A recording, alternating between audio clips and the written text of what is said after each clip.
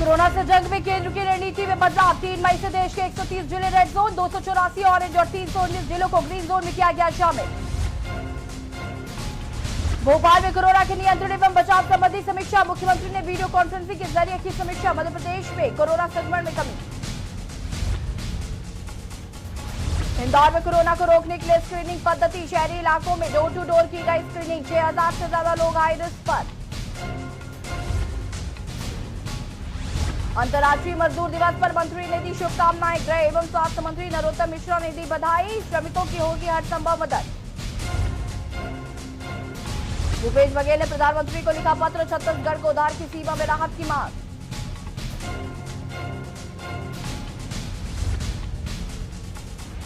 देश में लगातार बढ़ रहा कोरोना का कहर। मरीजों की संख्या हुई 35,000 के पार। अब तक 1,147 लोगों की मौत।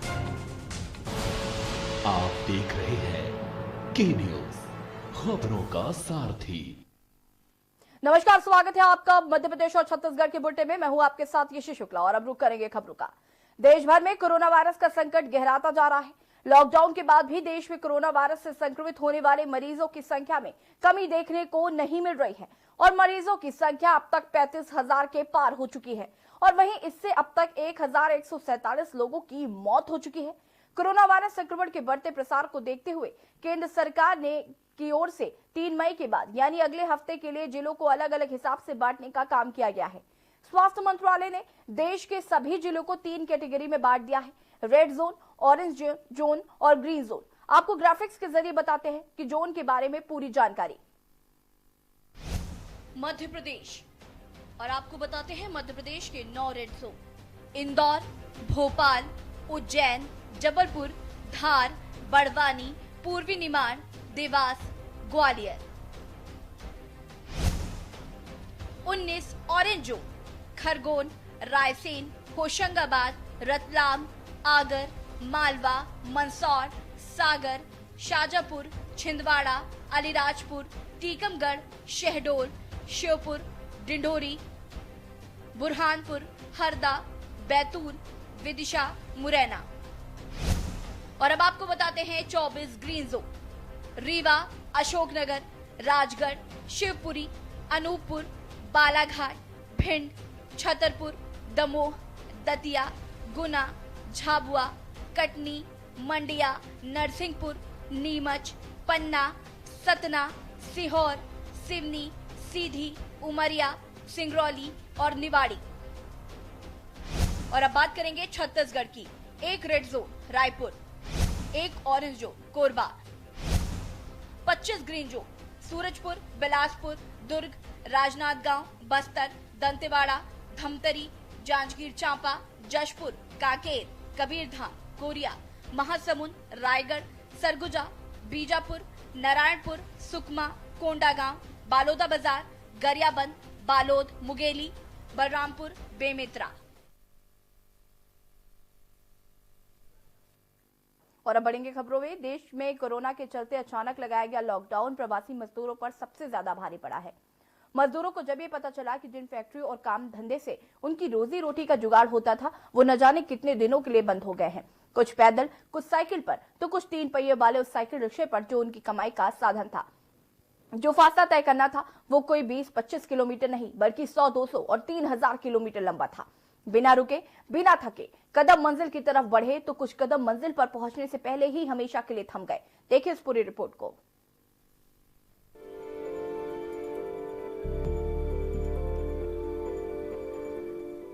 देश में कोरोना के चलते अचानक लगाया लॉकडाउन प्रवासी मजदूरों पर सबसे ज्यादा भारी पड़ा है। मजदूरों को जब ये पता चला कि जिन फैक्ट्रियों और काम धंधे से उनकी रोजी रोटी का जुगाड़ होता था वो न जाने कितने दिनों के लिए बंद हो गई हैं, तो वे घर लौटने को छटपटाने लगे। ट्रेन, बस सब बंद थी। घर का राशन भी इक्का दुक्का दिन का बाकी था। जिन ठिकानों में रहते थे उसका किराया भरना नामुमकिन लगा। हाथ में ना के बराबर पैसा था और जिम्मेदारी के नाम पर बीवी बच्चों वाला भरा पूरा परिवार था। तो फैसला किया पैदल ही निकल चलते हैं, चलते चलते पहुंच ही जाएंगे, यहाँ रहे तो भूखे मरेंगे।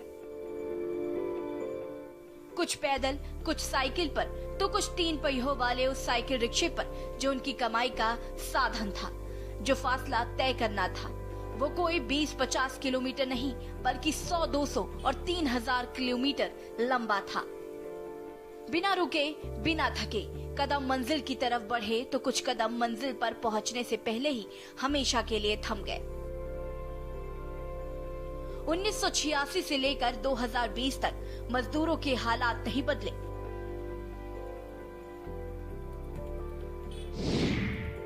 1886 की बात है, तारीख 1 मई थी। अमेरिका के शिकागो के हैमोर्किड मार्केट में मजदूर आंदोलन कर रहे थे।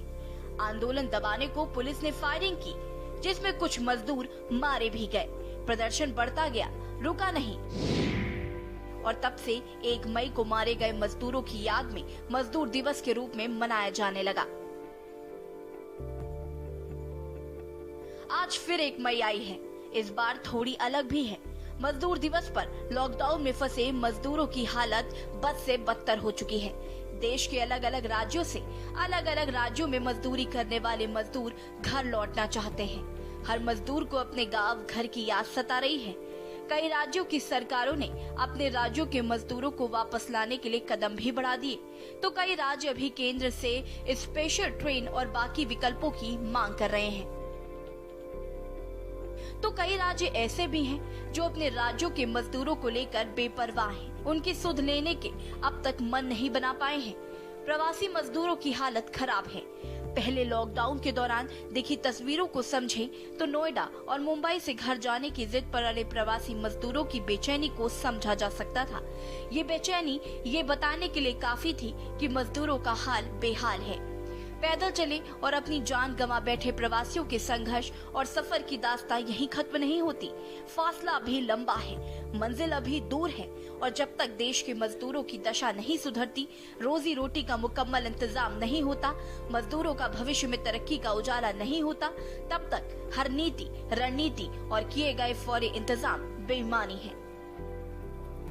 स्पेशल डेस्क रिपोर्ट, के न्यूज इंडिया।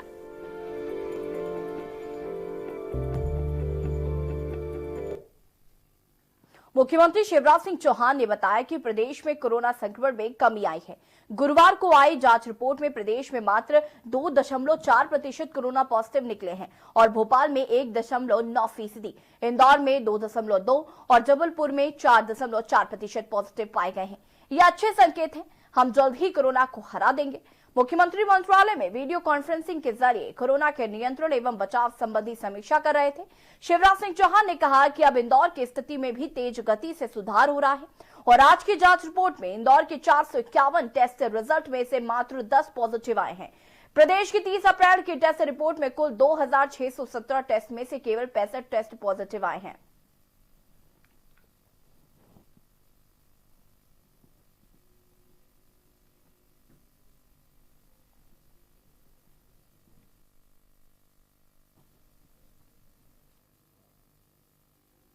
मंत्रिमंडल की खबरों के बीच बसपा विधायक रामबाई स्वास्थ्य एवं गृह मंत्री डॉक्टर नरोत्तम मिश्रा से मिलने उनके निवास पर पहुंची थी। मंत्रिमंडल में शामिल होने पर रामबाई ने कहा कि बीजेपी की जो नीति है, उन्हें जो सही लगेगा वो करेंगे। मुझे अपने क्षेत्र का विकास करना है, क्षेत्र की जनता का विकास महत्वपूर्ण है, पहले इस पर प्राथमिकता है। आगे बीजेपी की सोच है कि उन्हें क्या करना है, क्या नहीं करना, और उसमें से हम कुछ नहीं बोल सकते हैं।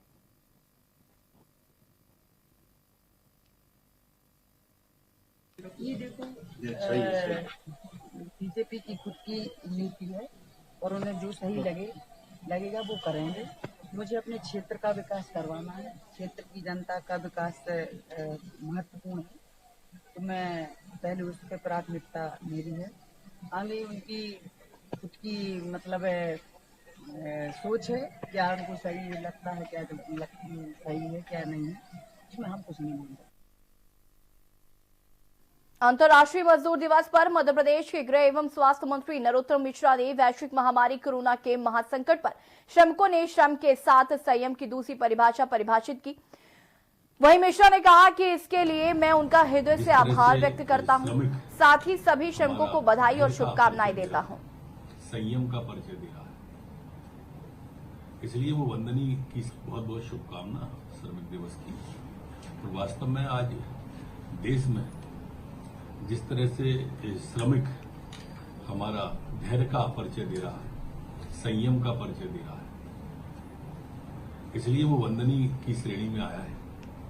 कई किलोमीटर पैदल चलना, लेकिन कहीं भी संयम न खोना, ये मजदूर का श्रम के बाद संयम एक दूसरी परिभाषा उन्होंने परिभाषित की है। एक कंकड़ पूरे देश में कहीं न फेंकना, ये श्रम के बाद संयम की उन्होंने एक नई परिभाषा हमारे देश के श्रमिकों ने गढ़ी है। हमारे प्रदेश में लगातार बाहर जो श्रमिक हैं उनको लाने की कोशिश हो रही है। अभी तक 35,000 के लगभग प्रवासी श्रमिक हम जिले में ला चुके हैं और दूसरे जिलों में भी 30,000 के लगभग अलग अलग भेज चुके हैं। मजदूरों को 8,71,000 मजदूरों को मनरेगा के तहत मध्य प्रदेश में काम यहां पर दे दिया है। छोटे छोटे उद्योग और काम धंधे भी शुरू हो गए हैं और जो मंडी के अंदर भी जो हमारी ऐतिहासिक खरीद है, 28 लाख मेट्रिक टन की ज्यादा खरीदी मध्य प्रदेश में करके वहां पे भी मजदूरों को दिया है और उन्होंने शहडोल में कोरोना के 3 पॉजिटिव मरीज की पुष्टि के बाद लोगों में अपने स्तर पर लॉकडाउन का पालन करने में सक्रियता बढ़ा दी है। इसे लेकर जिले के दर्जनों गांव के ग्रामीणों ने सड़क पर बांस का बैरियर लगा दिया है और बाहरी लोगों का गांव में आने जाने पर पूरी तरीके से पाबंदी लगा दी है। बैरियर में यह भी लिखा गया है कि अनजान लोगों का गांव में प्रवेश करना निषेध है और साथ ही गांव के सभी लोग सरकारी निर्देशानुसार शारीरिक दूरी बनाए रखने की अपील भी कर रहे हैं। ग्रामीणों ने बताया कि लॉकडाउन नियम के पालन से ही कोरोना संक्रमण से बचा जा सकता है।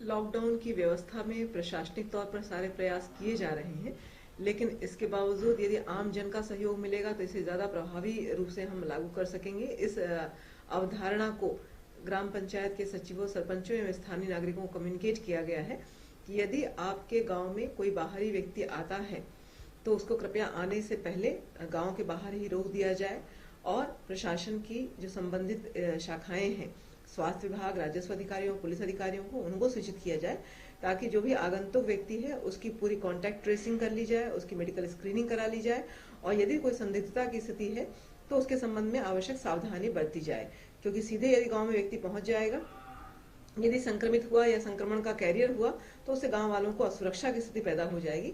इस बात की पाबंदी करने के लिए ग्रामवासियों का सहयोग लेकर स्थानीय तौर पर प्रत्येक गांव में लॉकडाउन की व्यवस्था करके, बैरिकेडिंग करके और गांव के लोगों द्वारा ही इस तरह की व्यवस्था की जा रही है ताकि आगंतुक व्यक्ति गांव में सीधे प्रवेश न कर सके। इसको हम लोग इसलिए लगाए हैं कि ये पूरा जो विश्व में महाराष्ट्र से लेके पूरा देश के अंदर जिस तरह से कोरोना वायरस फैल रहा है और इससे कोई इलाज नहीं हो पा रहा है, इसके चक्कर में पूरा गांव भयावह है और हमारे नजदीक शहडोल तक अभी 3 पॉजिटिव पाए गए हैं, जिससे पूरा गांव भयभीत हुआ और अपनी रक्षा के लिए खुद पूरा गांव वालों ने फैसला लिया और फैसला लेकर जो है पूरे गांव को सील करने का निर्णय लिया और पारी पारी से गांव के लोग ही सील करके अपने गांव को बचाना चाहते हैं। इसमें जो भी बाहरी व्यक्ति आता है उसको आने से मना कर देते हैं, अगर उचित है तो ही जाने देते हैं और शासन प्रशासन के लोगों को जाने की अनुमति है और गांव के जो अभी रह रहे हैं वो अगर अपनी बहुत महत्वपूर्ण काम से बाहर निकलते हैं उनको वापस आने की अनुमति देते हैं। भिंड में शासन की उदासीनता और बस ऑपरेटरों की मनमानी के चलते मजदूरों को भूखे प्यासे खुले में रात गुजारनी पड़ी। बस ऑपरेटर राजस्थान से सैकड़ों की संख्या में मजदूरों से भरी 3 बसों में भिंड लौटे थे, जिन्हें उनके घर छोड़ने की जगह मजदूरों को अस्पताल के सामने उतारकर भाग गए। सुबह होने के बाद जिला प्रशासन ने दूसरी बसों के इंतजाम के बाद मजदूरों को उनके घरों तक पहुंचाया। बरहानपुर से आए हैं बस लेके कलेक्टर के द्वारा मध्य प्रदेश बरहानपुर। तो अभी अब कहाँ पर लेटे हुए हैं? वही है फुटपाथ पे लेटे, क्या करते कोई व्यवस्था नहीं है। क्या वजह है? बोले 1 घंटे बाद आ रही बस है, तो क्या 2-3 घंटे हो गए भी आई नहीं, बस नहीं आई। क्या बस छोड़कर चली गई आप लोगों को? बस छोड़ के यहीं तक आई थी वो बस। यहाँ से फिर बोले कलेक्टर साहब देंगे बस, तो कोई व्यवस्था नहीं। वो सर लोग आए थे, बोले भाई कहाँ जाना, पुलिस पाँच के रिपोर्ट भी हो गई हम लोगों की, कोई व्यवस्था नहीं। बोले 1 घंटे में आपकी व्यवस्था हो जाएगी, सबको घर भेज दिया जाएगा। अभी तक कोई आया नहीं। अब क्या कितने लोग हैं आपके फैमिली के? हमारे फैमिली के कम 1.5-2 से आदमी है सब। नहीं कुछ नहीं, अभी इनकी स्कैनिंग चल रही है। जो बसें आई थी वो गंतव्य स्थानों पर इनको बता रही है, संबंधित जगह पर अन्य तहसीलों में। अभी कुछ बसें निकल भी गई हैं, जो काफी मजदूर उसमें निकल गए हैं। अभी ये लाहौर के बच्चे हैं, इनके लिए 2 बसें हैं, उन 2 बसों में ये सारे मजदूर अभी जाने वाले हैं। तो ये जो मजदूर जो बसों में सवार होकर आए थे, तो बस अभी गई कहाँ है उनको छोड़कर? उनको अलग अलग थे, फिर जैसे कुछ अटेर के थे, अटेर पहुंच गए, अटेर निकल गई। चंदेरी के उपार्जन केंद्र में सहकारी समिति प्राणपुर के अंतर्गत संचालित गेहूं खरीदी केंद्र हिरावल एवं नवीन गल्ला मंडी पर सर्वेयर एवं समिति प्रबंधक की अनुपस्थिति में एजेंटों के सहारे किसानों का गेहूं खरीदा जाता है, जो कि एजेंटों के सहारे ही संचालित है। उपार्जन केंद्र पर खुले आसमान के नीचे पड़ा है हजारों क्विंटल गेहूं। पर्याप्त साधनों एवं उचित व्यवस्था के और प्रबंधकों की लापरवाही के कारण खुले में पड़ा हुआ है। केंद्र पर पड़े गेहूं का परिवहन नहीं हो पा रहा है।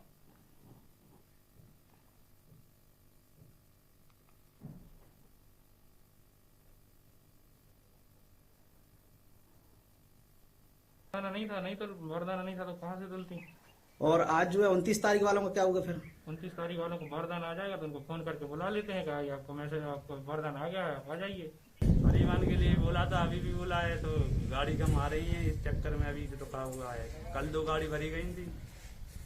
और नहीं आपकी कोई व्यवस्था है भी नहीं, अगर पानी आ जाए, अगर गीला हो जाए तो जो खुले में भी पड़ा है। तिरपाल रखी है सर।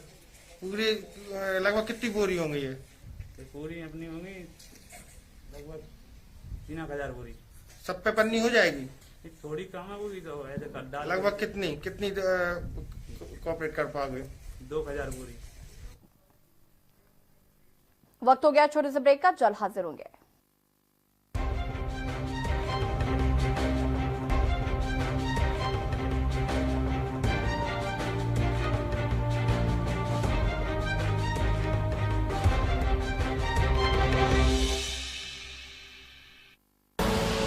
आप देख रहे हैं के न्यूज, खबरों का सारथी। खुदी को आजमाया है तो ये अंदाज आया है, खुदी को आजमाया है तो ये अंदाज आया है। तुम में भी मैं हूं, शुद्ध प्लस पान मसाला।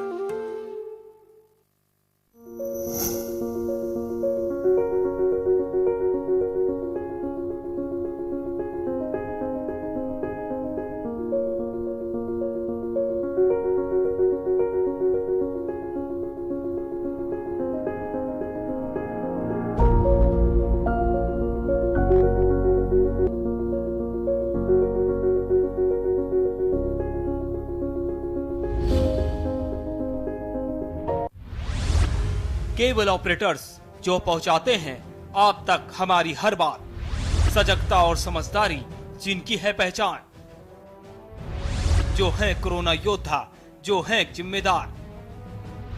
इन कोरोना योद्धाओं को के न्यूज का सलाम। आप हैं तो हम हैं, आपके बिना हम कुछ नहीं।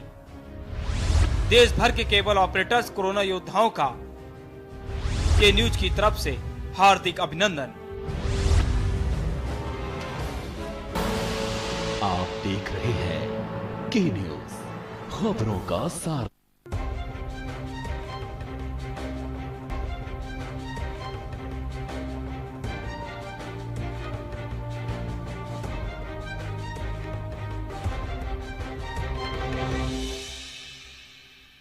ब्रेक के बाद आपका स्वागत है। कलेक्टर एवं जिला दंडाधिकारी संजय कुमार ने आगर मालवा में कोरोना वायरस की रोकथाम एवं बचाव हेतु भारतीय दंड विधान की धारा 144 के जारी प्रतिबंधात्मक आदेश के तहत पेट्रोल पंप और गैस सिलेंडर वितरण कंपनी को प्रतिबंध से मुक्त किया है। साथ ही 4 मई से जिले की किराना दुकान एवं इलेक्ट्रॉनिक दुकान तथा कृषि संबंधित दुकानें प्रातः 10 बजे से रात्रि 8 बजे तक खुली रहेंगी।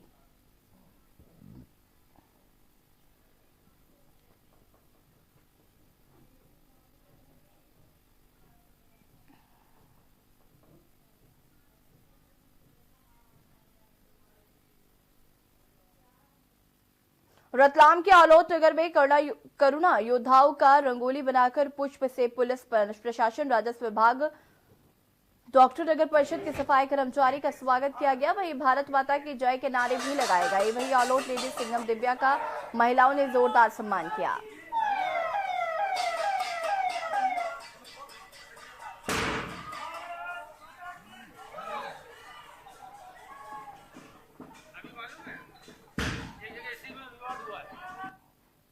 लॉकडाउन 2.0 खत्म होने की कगार पर है, पर मजदूरों की समस्या खत्म होने का नाम नहीं ले रही है। मजदूर अभी भी अपने गंतव्यों तक पहुंचने के लिए जद्दोजहद कर रहे हैं। ऐसे ही हैदराबाद से बनारस की 1300 किलोमीटर की यात्रा साइकिल के द्वारा कर रहे 30 मजदूरों का जत्था उमरिया पहुंचा। इस दौरान के न्यूज संवाददाता ने मजदूरों से बातचीत की और स्थिति का जायजा लिया। लॉकडाउन को लगे हुए पूरे 1 माह गुजर चुके हैं और लॉकडाउन 2.0 भी खत्म होने की कगार पर है, लेकिन मजदूरों का जो आना जाना बंद नहीं हो रहा। मैं आपको दिखा दूं, ये पूरे जो मजदूर हैं ये हैदराबाद से साइकिल से चल करके बनारस की ओर जा रहे हैं और आज ये उमरिया जिले में पहुंचे हैं और बीएमओ डॉक्टर बघेल के द्वारा इनका स्वास्थ्य चेकअप रास्ते में ही किया जा रहा है। पूरे देश की स्थिति यही है, अभी तक लगातार क्षेत्र में मजदूरों का आना लगातार लगा हुआ है और मजदूर कहीं अभी रुक नहीं रहे हैं। इन्होंने बताया ठेकेदार ने इनकी पेमेंट नहीं की और आइए हम इनसे बात करते हैं। आप लोग कहाँ से आ रहे हैं? हैदराबाद से। क्या दिक्कत है आपको, पूरा बताइए आप। सर उधर हर एक चीज़ का दिक्कत था, उधर खाने पीने का, सैलरी भी महीने का नहीं हुआ हम लोगों का। पिछले महीने का सैलरी देके ठेकेदार चला गया। ये जो साइकिल का आइडिया है, आपने साइकिल कैसे ली? आप सभी लोग नई साइकिल लिए हुए हैं, बताइए थोड़ा इसके विषय में। साइकिल अपने आइडिया से लिया है सर। मान लीजिए पैदल आदमी जाते रह जाएगा, इसके लिए साइकिल ले लिया। मैं आपको बता दूं कि लगभग 30 लोग हैं और ये साइकिल के माध्यम से हैदराबाद से चल करके ये बनारस की ओर निकले हुए हैं और पूरे देश में अभी तक मजदूरों का आना जाना नहीं रुक पा रहा है। के न्यूज़ के माध्यम से हम आप सभी से अपील करना चाहते हैं कि कोरोना संक्रमण का अभी तक कहीं कोई इलाज नहीं आया है कि आप अपने घरों में बने रहें, लॉकडाउन का पालन करें, घर से बाहर जब भी निकले तो मास्क लगा करके निकलें। उमरिया जिले से के न्यूज़ के लिए संजय विश्वकर्मा की रिपोर्ट। कबीरधाम जिले में प्रशासनिक लापरवाही के चलते फेंके गए खाने के 2000 पैकेट अधिकारियों ने चुप्पी बांध दी है। लोगों को लॉकडाउन के चलते 2 वक्त का भोजन सही तरीके से नसीब नहीं हो रहा है और ऐसी परिस्थितियों में खाने के 2000 पैकेट फेंके जा रहे हैं। मामला बोरला तहसील का है। जिला प्रशासन के जिम्मेदार अधिकारियों ने 26 तारीख रात को ही खाना बनाने के निर्देश दे दिए थे, मगर कोटा से कबीरधाम पहुंचने वाले विद्यार्थियों के प्रोटोकॉल और समय के बारे में सही जानकारी लेना भूल बैठे, जिसके बाद प्लास्टिक को प्रतिबंध करने वाले प्रशासनिक अधिकारियों ने ही प्लास्टिक में पैक खाने को खराब होने की बात कहकर खुले में फेंकवा दिया।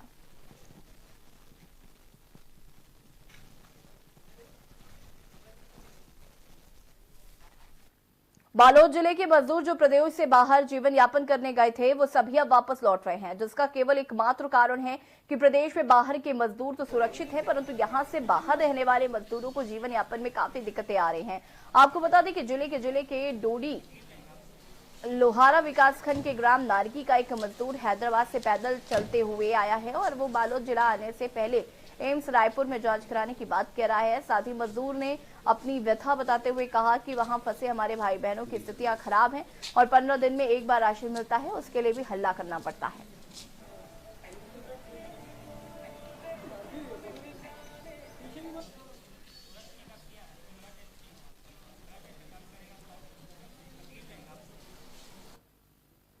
बिलासपुर के ग्राम बुढ़ियाघाट में उस समय हड़कंप मच गया जब चोरों से एक सूने मकान से हजारों की चोरी की घटना को अंजाम दिया गया। पीड़ित ने इसकी शिकायत कोतवाली में दर्ज कराई, जिसके बाद चौकी प्रभारी ने मामले को गंभीरता से लेते हुए जांच शुरू कर दी है और मामले के 2 आरोपियों को गिरफ्तार कर लिया है। बताया जा रहा है कि दोनों ही युवक उसी गांव के निवासी हैं।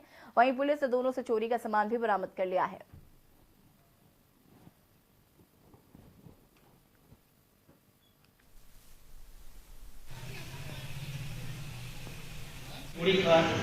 की रिपोर्ट पर घटना दिनांक 13/20 की दरमियानी रात उनकी मकान के अंदर से अज्ञात व्यक्ति द्वारा चोरी किया गया था। बर्तन लेके टीवी, 7 कट्टी धान, स्टैंड पंखा, साइकिल, बर्तन, होना वगैरह।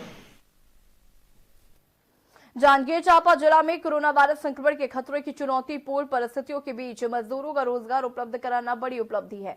जिला पंचायत सीईओ के निर्देश पर ही इस चुनौती को सभी ब्लॉकों में बखूबी निभाया जा रहा है और तालाब गहरीकरण से लेकर नरवा घुरवा और बाड़ी योजना के साथ कई निर्माण कार्यों ने मजदूरों को रोजगार उपलब्ध कराया है, जिसके कारण लॉकडाउन में भी मजदूरों को रोजी रोटी का संकट नहीं हो रहा है।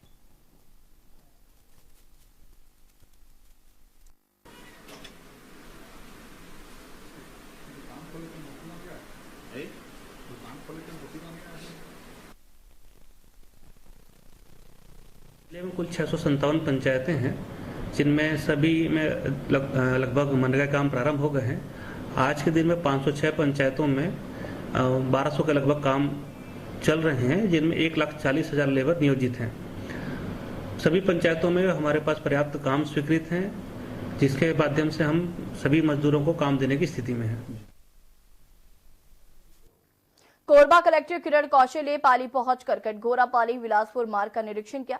निरीक्षण के दौरान कलेक्टर ने रोड पर लगे लंबे जाम को देखकर नाराजगी जताई और तत्काल थाना प्रभारी, एसडीएम और तहसीलदार को बुलाकर जाम को सामान्य करवाने के निर्देश दिए। इसके पश्चात कलेक्टर किरण कौशल ने जनपद पंचायत पाली में बैठक ली और इस दौरान एसडीएम संजय अग्रवाल सहित अन्य अधिकारी उपस्थित रहे। बैठक में किरण कौशल ने पाली शहर के दोनों तरफ के प्रदेश द्वारों को मजबूत करने और शहर के अंदर भारी वाहनों के प्रवेश नहीं देने के निर्देश अधिकारियों को दिए।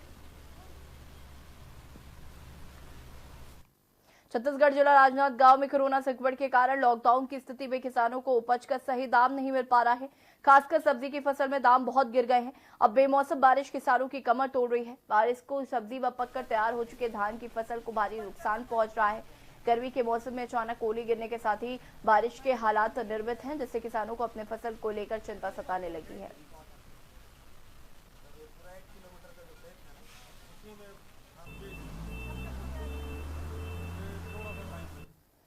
बलाईगढ़ शिक्षा विभाग के सभी शासकीय मिडिल स्कूल और प्राइमरी स्कूलों में पढ़ने वाले छात्रों को मध्याह्न भोजन में चावल दाल देने का निर्देश जारी किया गया था, जिसके मद्देनजर मिडिल स्कूल के छात्रों को 6 किलो चावल व 1200 ग्राम दाल और प्राइमरी के छात्रों को 4 किलो चावल व 1 किलो दाल वितरण करने का सुनिश्चित किया गया था। इसी के मद्देनजर बिलाईगढ़ ब्लॉक की शासकीय उच्चतर प्राथमिक शाला में पढ़ने वाले बच्चों को घुन व कीड़े रहित दाल और चावल वितरण किया था। मध्य प्रदेश और छत्तीसगढ़ के बुलेटिन में फिलहाल इतना ही। देखते रहिए के न्यूज़ इंडिया। नमस्कार।